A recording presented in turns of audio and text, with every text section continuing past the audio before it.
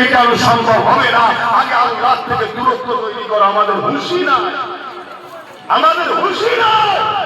এই কথা শুনে যদি কোনো মুসলিম ভাই বলে দুঃখ পান, মাফ করবেন, আমার কিছু করার নেই। আপনি আমার ভাই, আপনাকে ভালোবাসি।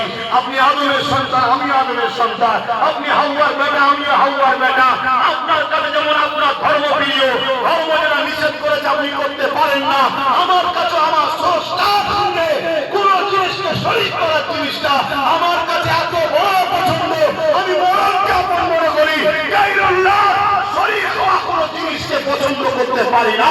কারণ আমার স্রষ্টা, যিনি আমাদের দুটো চোখ দিয়েছে, দুটো কান দিয়েছে, দুটো হাত দিয়েছে, দুটো পা দিয়েছে, কিডনি দিয়েছে, পুরো আমাকে বানাইবে, আশরাফুল মখলুকাত বানিয়েছে, সেই গায়রুল্লাহর সঙ্গে শরীক করে সেই আল্লাহর সঙ্গে কখনো ধোঁকা দিতে আমি পারি না, পারি না, পারি না। তাই আমার ইসলাম যেখানে নিষেধ করেছে, সেখান থেকে আমাদের যুব সমাজকে বাঁচাবার জন্য একজন ইসলামের দায়ী হিসাবে, ইসলামের প্রচারক হিসাবে এটা আমার দায়িত্ব। তাই কিয়ামতের দিন আল্লাহ আমার জিভকে টেনে জাহান্নামের কাঁচিতে কাটবে। এই হকটা করিস কি কেন বল? শুনছো যুবকরা, মুরগি ধরার আগে চাল ছড়ানো হয়।